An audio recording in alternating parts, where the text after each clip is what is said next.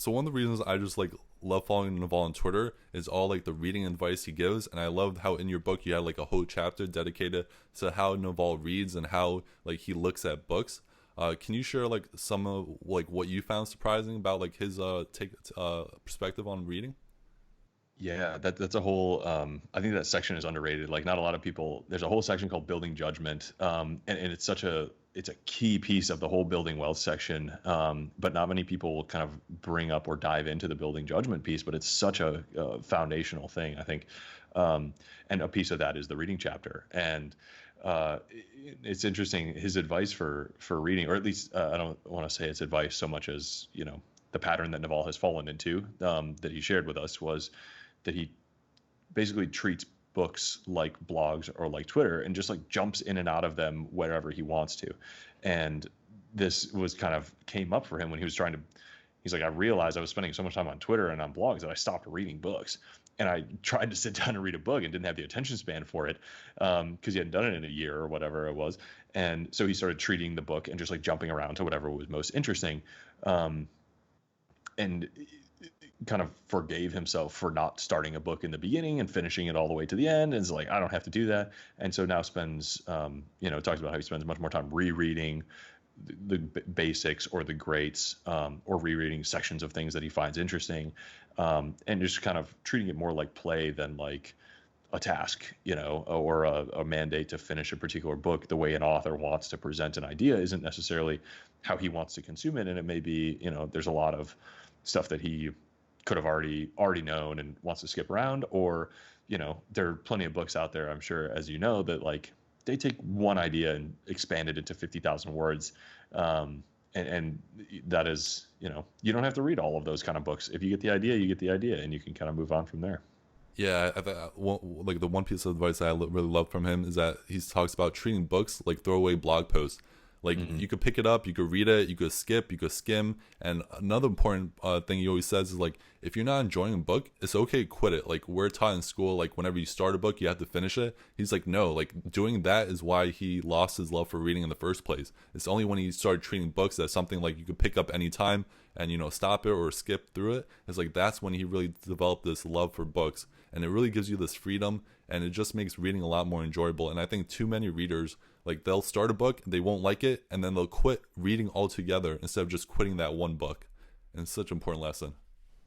Yeah, he's got there's another one in there that is counterintuitive, I think, that is he's like almost advocates reading the junk food. Like, read whatever you're interested in. I remember as a kid, it's like I loved this, this sci-fi book, and I wanted to just reread it over and over again. But I did not at all want to read Shakespeare as assigned by my English class.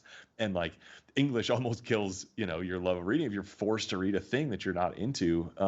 But Naval's like, I loved comic books, and I read comic books until I read sci-fi, and then I read sci-fi until I read science, and then I read science until I read math. And like, and I read math until he read philosophy.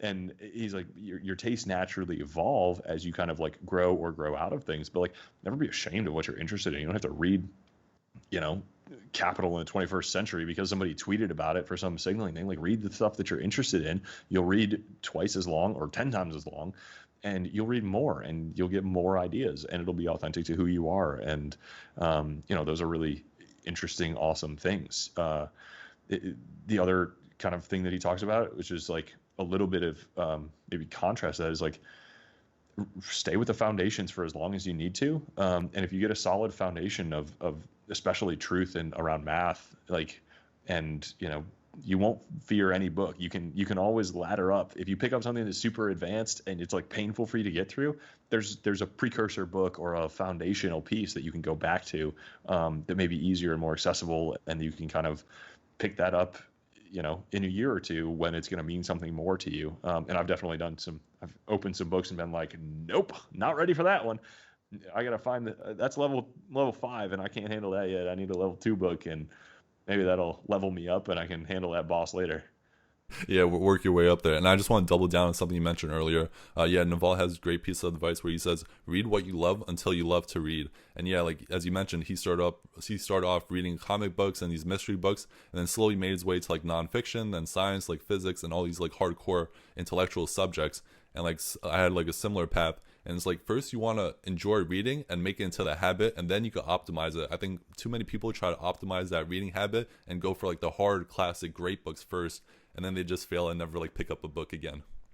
Yeah, I mean, I similar maybe heuristic that I use is like I try to just read stuff that is going to help me clear the obstacle in life that's in front of me at the time. You know, I used to try to see 5 years ahead and read 5 years ahead, and it's just so much more energizing to like know that what you're reading now is like helping you get over, through, or around an obstacle that you're dealing with at the moment. And you can't always predict that, and it's not always true, and it shouldn't always be prescriptive that way. But you know, that like kind of just in time, like it's so much more real to you when you're sitting in front of the problem, and you know, and sort of like reading the key of the pattern of the lock that you're like right next to at the time. You kind of get a lot more out of that, and I find that I retain more from the books and enjoy them more when I'm like, oh man, I can apply this immediately and test this theory against the world and see if it passes the test of reality. Like this is exciting. Yeah, I love that piece. I call it read it when you need it. It's like the more relevant a book is to you, and the sooner you can apply it, the more interested you'll be in it, and the easier you'll have time like reading it. Yeah, very catchy. Yeah. Yeah, rhymes, so you know it's true.